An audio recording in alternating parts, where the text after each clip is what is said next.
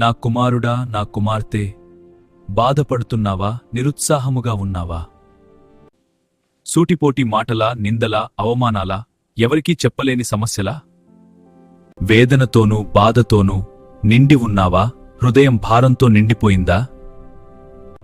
నా బిడ్డా, నా వైపు చూడు. నేను నిన్ను చూస్తున్నాను, నీ భారాన్ని నేను మోస్తున్నాను. నేను నిన్ను ఆదుకోందును, నిన్ను రక్షించుదును, నిన్ను ఆశీర్వాదించుదును.